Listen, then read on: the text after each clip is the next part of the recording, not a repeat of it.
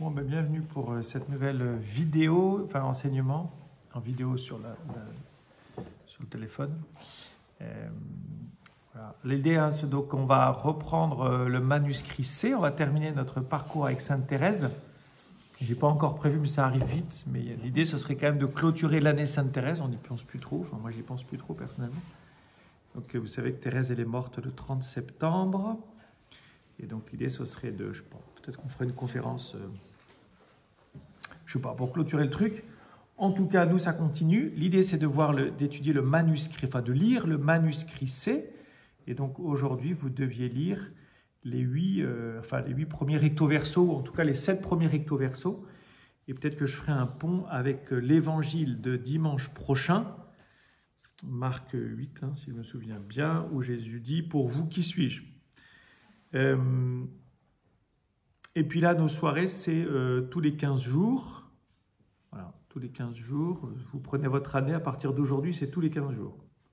Systématiquement, sauf sans doute pendant les vacances. Mais sinon, même si ça saute pendant les vacances, ça continue, quoi. On décale pas on désynchronise pas tout. Voilà. Donc, alors moi j'ai lu aussi le manuscrit C, et donc je vous en propose un petit commentaire.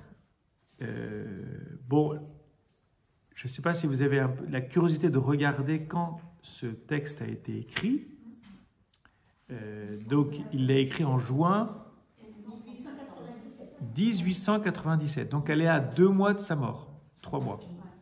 Donc, on sait qu'elle est très, très faible, très, très fatiguée. Elle est passée de sa chambre à l'infirmerie, et puis elle est mise sur le cloître, là, donc elle a la tuberculose. Donc, ses poumons, petit à petit, s'atrophient, se décomposent, hein, c'est ça, hein, je crois, la tuberculose, je ne suis pas médecin. Je crois qu'on meurt étouffé, c'est assez horrible. Donc, petit à petit, voilà. Et donc, c'est intéressant de l'avoir en arrière-fond, parce que quand vous lisez ce qu'elle écrit, en fait, on n'a pas du tout l'impression qu'elle est très malade et très fatiguée. Et voilà, ça, on pourrait y revenir aussi, hein, comment elle arrive à... Enfin, voilà, et voilà. Et donc, en fait, c'est une commande, hein. Vous savez que Thérèse, elle écrit sur commande, hein.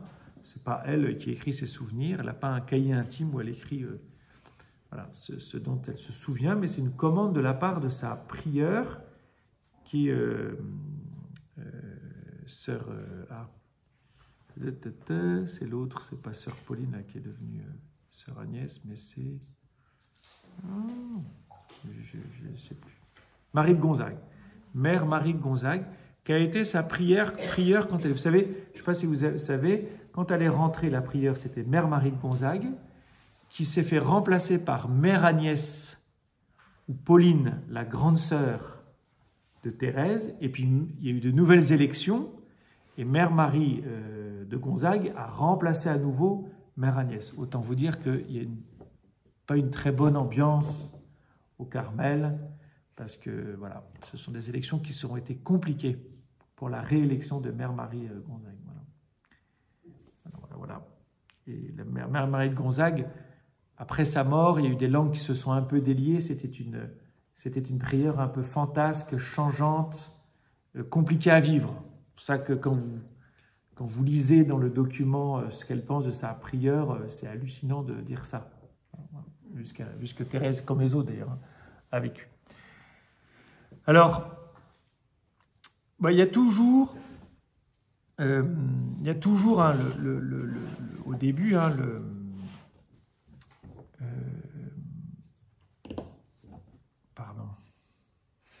donc, il y a l'introduction, que je dois chanter le bonheur de cette petite fleurette, maintenant que les timides rayons de l'aurore ont fait place aux brûlantes ardeurs du midi.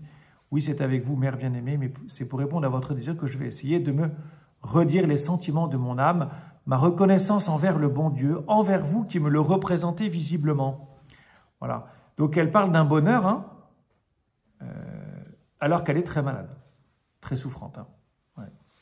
Donc je dois chanter le bonheur de cette petite fleurette. Donc bon, voilà. L'autre chose, c'est envers vous, envers la prieure. Ben, c'est ce que je vous ai dit, une personnalité un peu compliquée, changeante, difficile à vivre, hein, selon le témoignage des sœurs.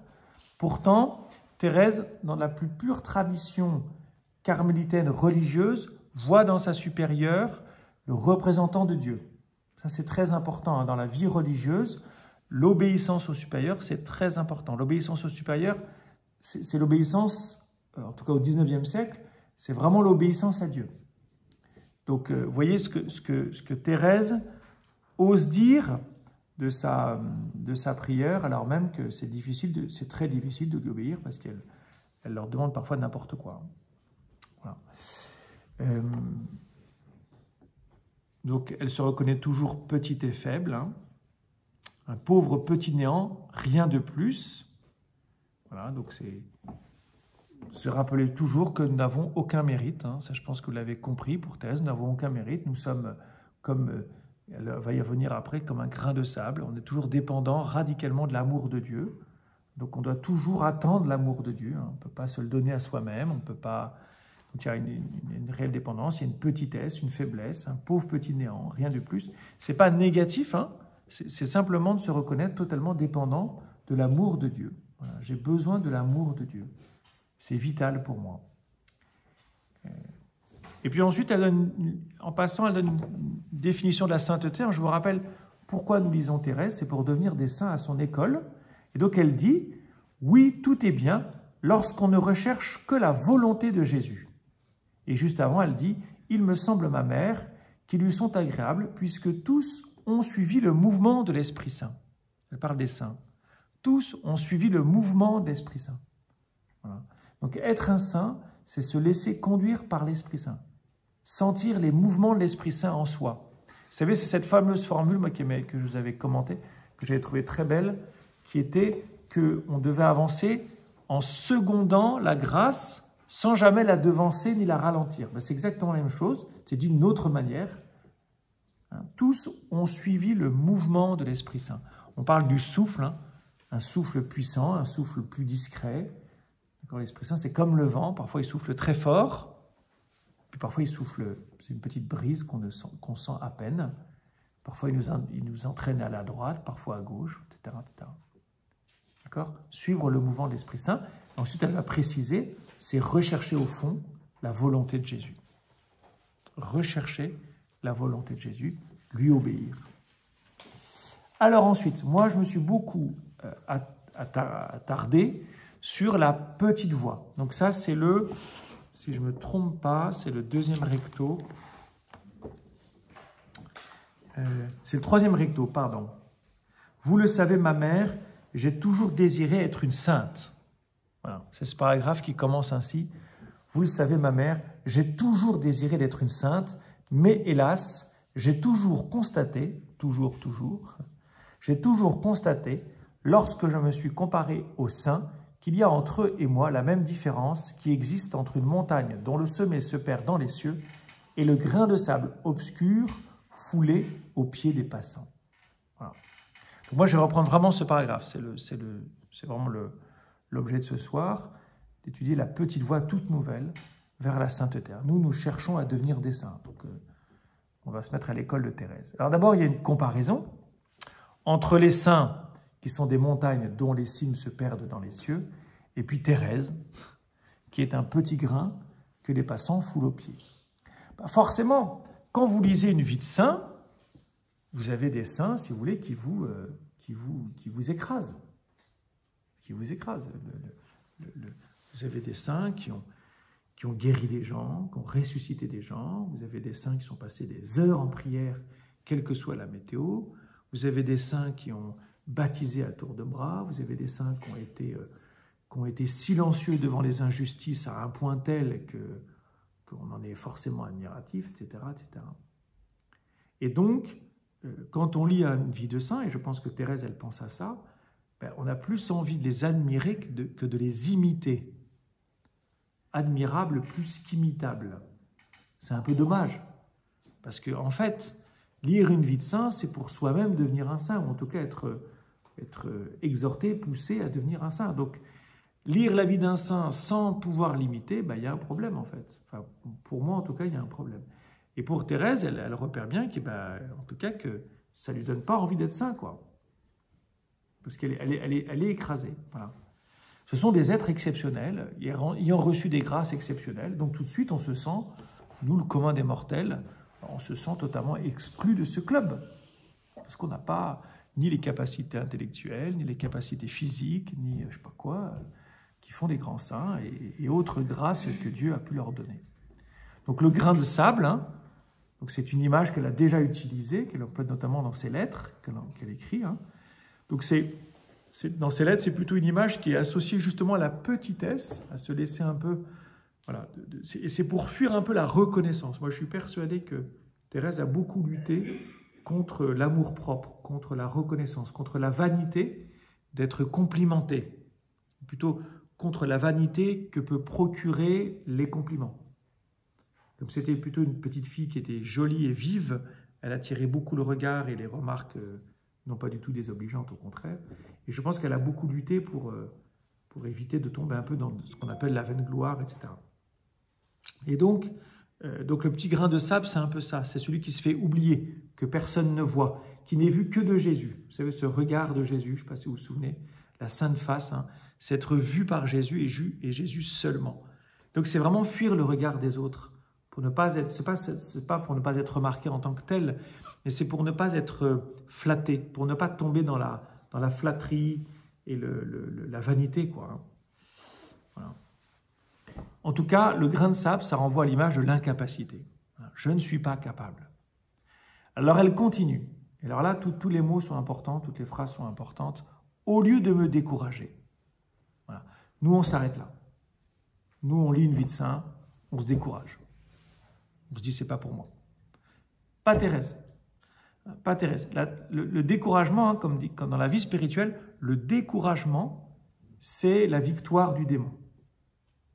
C'est vraiment la victoire du démon. Se décourager, c'est la fin de tout. Parce que quand on se décourage, on ne fait plus rien. On n'a plus envie, on ne suit plus de ses désirs. Bref, on est mort, quoi. On est cuit. Thérèse, elle ne se découragera pas. Et même elle se découragera jamais. Même à la fin, je ne sais pas si vous êtes allé voir, vous avez lu ça sur la nuit de la foi, elle ne se décourage pas. Ça, c'est une grâce. Là, pour le coup, elle a vraiment reçu une grâce. C'est là où on voit que le Seigneur sait ce qu'il fait et il ne s'est jamais découragé. Voilà. Au lieu de me décourager, je me suis dit, le bon Dieu ne saurait inspirer des désirs irréalisables. D'accord ? Le bon Dieu ne saurait inspirer des désirs irréalisables. Ça veut dire quoi? Ça veut dire que si vous voulez devenir des saints, et ça commence par là en fait, voulez-vous devenir des saints? En avez-vous le désir? Si vous en avez le désir, un désir de perfection, peut-être un désir même de plénitude, d'accomplissement. Ça peut être parfois pas très chrétien ou pas très purifié, je ne sais pas comment dire, ça peut être très, je sais pas comment dire, très auto-centré, enfin je sais pas comment, ça peut être quelque chose tourné autour de soi, mais qu'importe.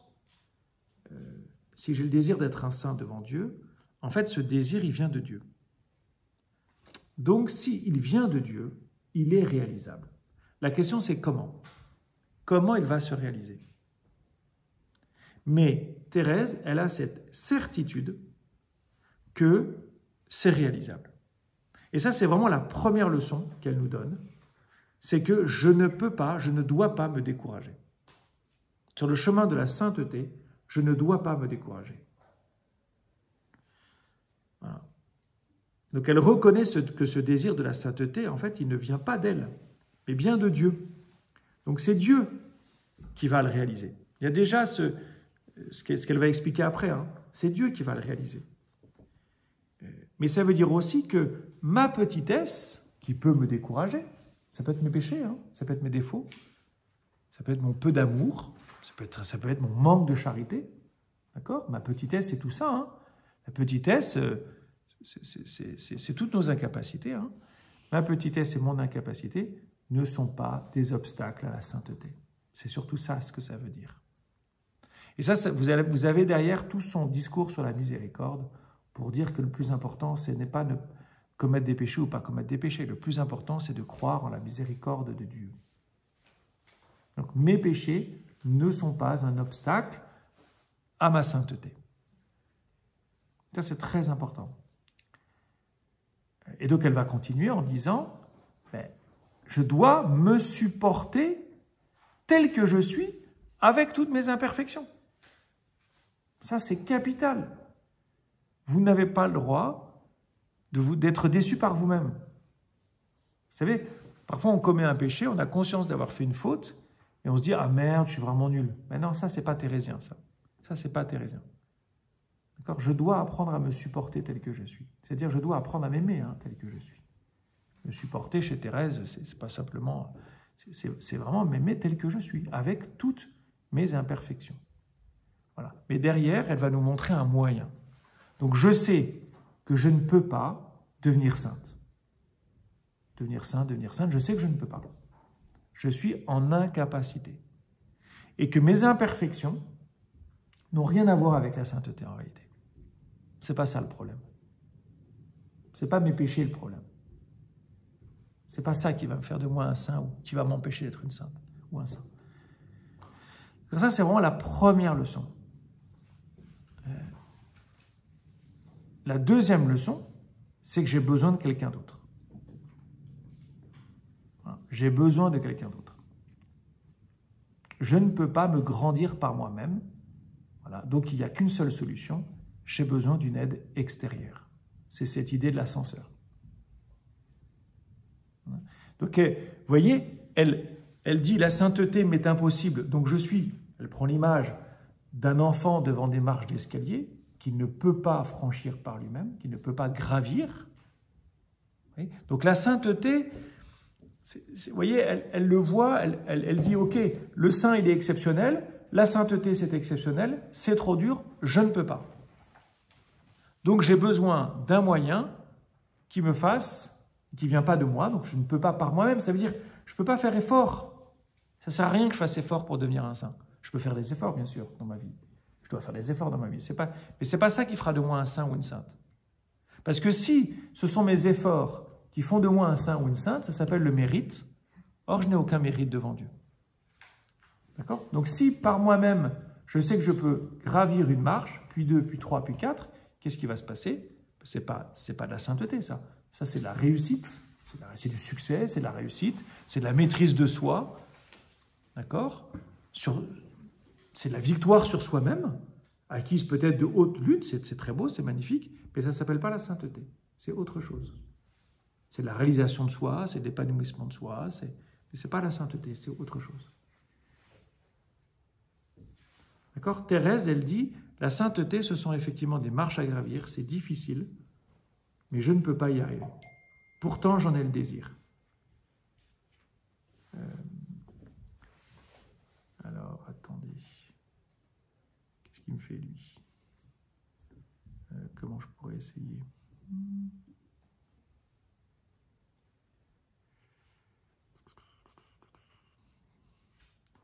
Le lien Teams ne marche pas, mais je ne peux pas faire grand-chose, moi.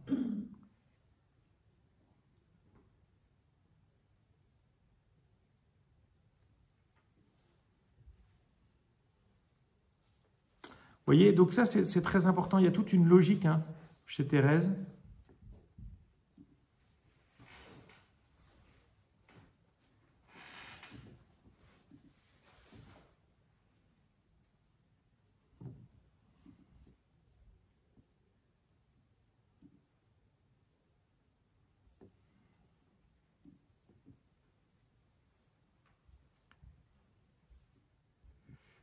Bon, je continue. Pardon. Donc, elle va chercher un ascenseur qui va lui permettre de gravir ses marches. L'ascenseur, elle emploie aussi cette image dans une lettre à l'abbé Bellière, en lien avec la miséricorde, où elle dit « l'ascenseur de l'amour plutôt que le rude escalier de la peur ». Je vous cite la citation. Dans votre lettre du 14, elle écrit à l'abbé Bellière « Vous avez fait tressaillir doucement mon cœur. J'ai compris plus que jamais à quel point votre âme est sœur de la mienne, puisqu'elle est appelée à s'élever vers Dieu par l'ascenseur de l'amour et non pas à gravir le rude escalier de la crainte. » Important, Voilà. Alors je continue. « Alors j'ai cherché dans les livres saints l'indication de l'ascenseur, objet de mon désir, et j'ai lu ces mots sortis de la bouche de la sagesse éternelle Si quelqu'un est tout petit, qu'il vienne à moi. Alors je suis venu, devinant que j'avais trouvé ce que je cherchais, et voulant savoir, ô mon Dieu, ce que vous feriez au tout petit qui répondrait à votre appel, j'ai continué mes recherches, et voici ce que j'ai trouvé, comme une mère caresse son enfant, ainsi je vous consolerai, etc. Bon, donc déjà, elle cherche dans l'Écriture. Ça, c'est très important. Vous avez un problème spirituel, vous ouvrez la Bible, vous en parlez à quelqu'un, comme disait le Père Benoît. Bref, on cherche.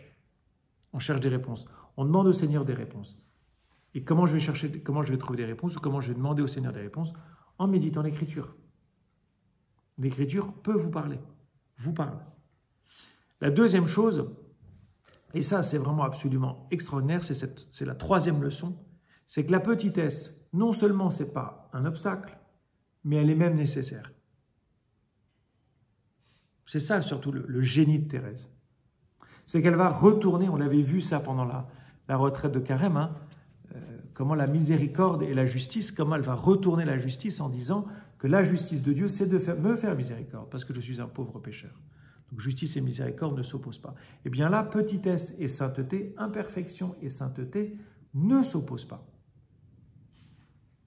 Si je suis imparfait, c'est que je suis petit, c'est que je n'y arrive pas, c'est que je suis pauvre, et que cette pauvreté, elle est nécessaire pour faire de moi un saint. Dieu ne peut rien pour des justes, comme dit Jésus. Je ne suis pas venu pour des justes, mais je suis venu pour des malades. Voilà. Je ne suis pas venu pour des justes, mais je suis venu pour des malades. Mais c'est exactement la même chose ici. Si quelqu'un est tout petit, qu'il vienne à moi. Plus vous avez de péché, plus vous êtes imparfait. Ben, réjouissez-vous. Plus vous avez besoin de la miséricorde de Dieu, et plus vous êtes apte à devenir un saint ou une sainte. C'est capital, ça. Voyez?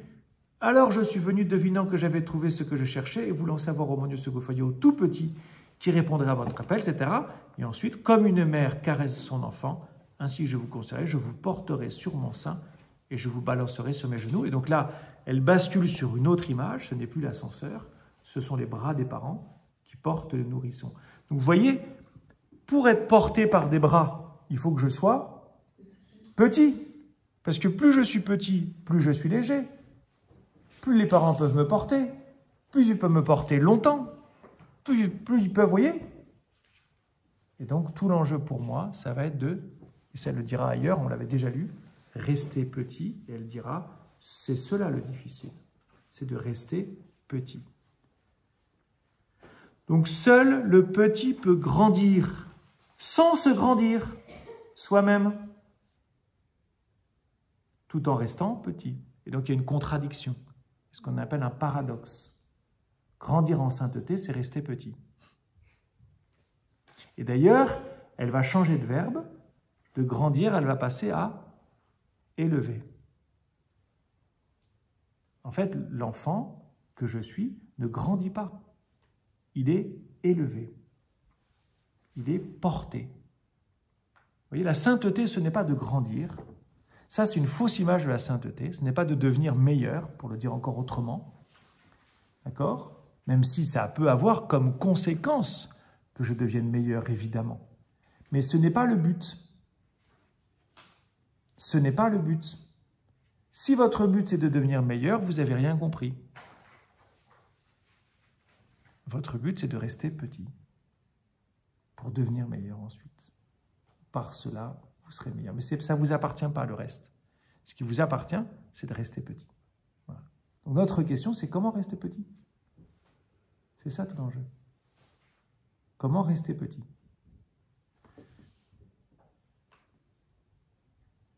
Donc la petitesse, elle est à conserver, à cultiver, à honorer.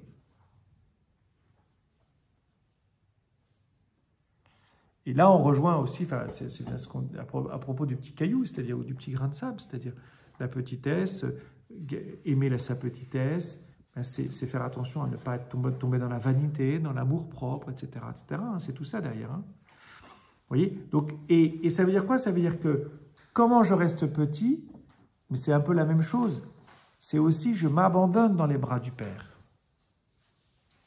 Et la sainteté, et ça le dira, hein, ça consiste à s'abandonner dans les bras du Père. Et ça, mes amis, c'est à la portée de tout le monde. Ça ne dépend pas de la naissance, ça ne dépend pas de l'argent, ça ne dépend pas des qualités humaines, ça ne dépend pas, je sais pas quoi, de tout ce qui fait l'homme, en fait. Tout homme peut s'abandonner dans les bras du Père. C'est à la portée de tous.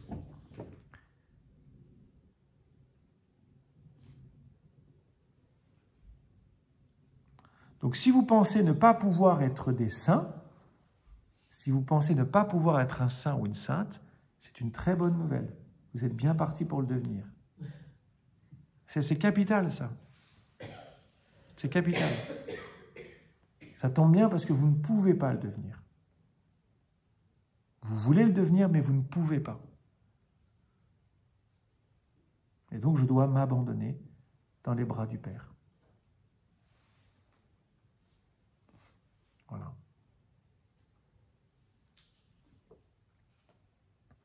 Alors, il y a cette fameuse phrase hein, qui est un peu plus loin, qui est incroyable. Donc, vous savez qu'en fait, elle revient sur le fait que Mère Marie de Gonzague l'a nommée non pas maîtresse des novices, mais adjointe de la maîtresse des novices. Mais elle en faisait le travail. Maîtresse des novices dans un couvent, c'est un des rôles les plus importants parce que c'est vous qui formez les jeunes. Donc, c'est un rôle capital. Et donc, la prieure, qui n'est pas idiote, a bien senti, a bien vu que Thérèse avait une finesse spirituelle. Elle avait aussi un courage de dire les choses qui fait qu'elle l'a mise maîtresse des novices sans lui donner le titre. Donc Thérèse est maîtresse des novices en fonction, en charge, en acte. Et la prieure lui dit, en fait, votre sagesse, enfin, elle lui dit, mais en fait, vous êtes sage comme une ancienne, quoi. C'est pour ça qu'elle a tout un paragraphe en disant que finalement la sagesse n'attend pas les années. Et elle termine ce paragraphe en disant « Maintenant qu'il semble s'approcher d'elle, pour l'attirer au séjour de sa gloire, donc Jésus, votre enfant se réjouit. Depuis longtemps, elle a compris que le bon Dieu n'a besoin de personne, encore moins d'elle que des autres, pour faire du bien sur la terre. » Ça fait penser, vous savez, à l'évangile du serviteur inutile. Donc ça doit nous détendre, les amis. Ça doit nous détendre. Nous ne sommes pas, je ne sais pas comment dire, nous ne sommes pas en mission, enfin, nous sommes en mission, mais c'est vraiment, je trouve que ça fait grandir en liberté dans le service du Seigneur. Hein? On n'a aucun mérite, si vous voulez, à attendre. Alors ensuite, la nuit de la foi, très rapidement, donc ce fameux paragraphe, « Ô ma mère, il faut que vous connaissiez tous les secrets de mon âme pour ne pas sourire en lisant ces lignes, car y a-t-il une âme moins éprouvée que la mienne, si l'on en juge aux apparences? Ah, si l'épreuve que je souffre depuis 1 an apparaissait au regard, quel étonnement! Mère bien-aimée, vous la connaissez cette épreuve, je vais cependant vous en parler encore, car je la considère comme une grande grâce que j'ai reçue sous votre priorat béni. » Donc elle est en train de mourir de la tuberculose, elle a perdu la foi, ou quasi, elle en parle comme d'une grande grâce, et elle parle du priorat de Mère Marie de Gonzague comme un priorat béni, alors que tout le monde souffre, etc. Bref. Donc, vous vous rappelez, hein, elle a vécu un très bon carême, jamais je ne m'étais sentie aussi forte. Savoir que Thérèse, il me semble, me souvenir que Thérèse a eu des difficultés pour vivre toutes les rigueurs de la règle carmélitaine de l'époque. Là, visiblement, elle y arrive. Et dans la nuit du jeudi au vendredi, vous vous en souviendrez à Pâques, au Triduum Pascal, après le reposoir, elle rentre dans sa chambre, la bougie éteinte et elle vomit du sang. Et donc elle dit, vous avez lu ça, hein? Elle dit, oh ben c'est extraordinaire, enfin mon époux arrive. Donc déjà la mort, c'est intéressant, la mort est vue comme l'accomplissement des épousailles. Donc c'est une bonne nouvelle. La mort, et ça c'est très important pour nous chrétiens. Nous devons aspirer à mourir. Parce que la mort, c'est la fin de cette vie. Et cette vie n'est pas toujours très rose. Vous voyez? Donc la mort, c'est vraiment la rencontre. Et moi, ce qui m'impressionne, si vous voulez, c'est que... alors elle dira un peu plus loin, la consolation de passer... jamais les... pardon, excusez-moi. Je jouissais alors d'une foi si vive, si claire, que la pensée du ciel faisait tout mon bonheur. Et vous voyez, ce qui est très impressionnant là, c'est qu'elle vous parle de la mort et du jugement, parce qu'à l'époque, on a très peur du jugement, hein, de la mort. Elle, pas du tout. Mais alors, pas du tout, du tout. Vous voyez, la foi, c'est une confiance totale en la miséricorde de Dieu. Totale. Ça ne fait pas un pli. Elle ne doute pas de la miséricorde de Dieu pour elle, quels que soient ses péchés. Parce qu'on pourrait dire, oui, mais elle n'a pas beaucoup de péchés. Mais ce n'est pas ça du tout, on n'a rien compris si on dit ça. Si on dit ça de Thérèse, si on dit, ah oui, mais elle n'avait pas beaucoup de péchés, on n'a rien compris. Ce n'est pas la question du péché, je vous ai dit. Ni de la quantité, ni de l'intensité, ni des péchés graves. Ce n'est pas ça le sujet. Le vrai sujet pour passer la mort, si je puis dire, et pour goûter la joie de la mort, c'est la foi en la miséricorde de Dieu. C'est enfin le but du voyage. Enfin, je vais voir mon époux. Enfin, je vais goûter à la béatitude céleste, pleine et entière. Enfin, je vais goûter à plein l'amour que mon cœur attend et qui me reçoit pour l'instant que par petite dose. Et l'épreuve physique, donc du vendredi saint, va s'accompagner non pas au vendredi saint, mais au moment de Pâques, dans les jours qui suivent le temps pascal, d'une épreuve spirituelle. Alors qui est très compliqué, je trouve, qui est un peu compliqué à comprendre, parce que voilà, moi j'avoue, j'essaie de... mais déjà, il y a des choses qu'on peut dire, c'est qu'en fait, vous savez, on parle de Thérèse comme de la patronne des missions. Eh bien, moi je crois qu'elle est patronne des missions parce qu'elle a vécu cette épreuve de la foi, et elle le dit, au fond, c'est vivre ce qu'un athée vit. C'est-à-dire quelqu'un qui vit sans savoir, sans connaître la miséricorde de Dieu. C'est cela. Hein. Quand elle dit, par exemple,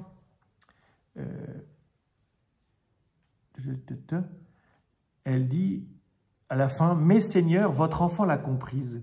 Votre divine lumière, elle vous demande pardon pour ses frères. » C'est une prière sacerdotale. Là. Sacerdoce qui prie pour à la place. Elle accepte de manger aussi longtemps que vous le voulez le pain de la douleur. Donc c'est une allusion à l'Eucharistie, à une autre Eucharistie, hein. Compagnons, hein, manger ensemble, la communion. Et ne veut point se lever de cette table remplie d'amertume où mangent les pauvres pécheurs. Ici, les pauvres pécheurs, c'est pas moi, c'est pas vous.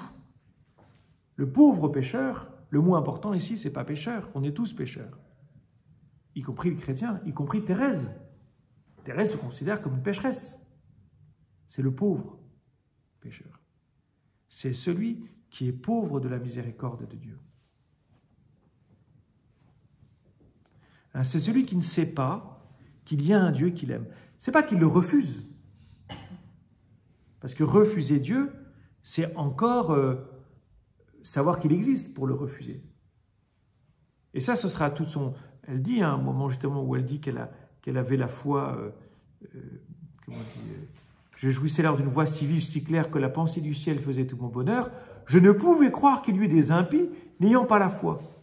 Je croyais qu'ils parlaient contre leur pensée, en niant l'existence du ciel, du beau ciel, où Dieu lui-même voudrait être leur éternelle récompense. Comme si les athées étaient responsables de leur athéisme. Ce qui est peut-être vrai parfois. C'est pas ça, là. Là, c'est encore pire que tout. C'est-à-dire que ce sont des athées qui ne savent pas qu'il y a un ciel. Ou en tout cas, qui ne savent pas que ce ciel, c'est la miséricorde de Dieu. Que c'est l'amour infini de Dieu pour eux. Alors, elle ne le dit pas exactement. Moi, j'essaie de l'interpréter, mais en tout cas, j'essaie d'interpréter comme ça. Il me semble que c'est un peu ça, parce que le pécheur, elle-même se sent pécheur. Hein.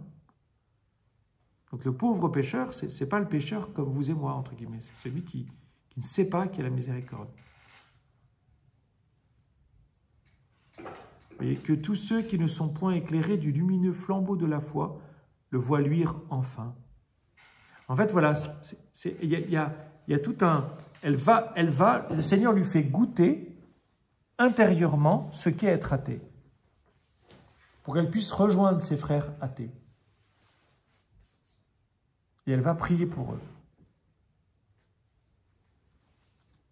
Elle va se rendre solidaire d'eux. C'est une grâce de Jésus, parce que Jésus lui-même est descendu aux enfers. Il s'est rendu solidaire de tous les pécheurs. Eh bien, elle va accepter. Ô Jésus, s'il faut que la table souillée par eux soit purifiée par une âme qui vous aime, il est déjà Jésus, je veux bien y manger seul le pain de l'épreuve, jusqu'à ce qu'il vous plaise de m'introduire dans votre lumineux royaume. La seule grâce que je vous demande, c'est de ne jamais vous offenser. Donc elle veut bien souffrir de la souffrance de celui qui ne connaît pas Dieu, mais elle sait que Dieu existe, elle veut l'aimer, même si elle ne sait plus si elle est aimée ou pas, mais surtout en n'offensant jamais le Seigneur. Voilà, 36 minutes, c'est peut-être un peu long. Bonne soirée.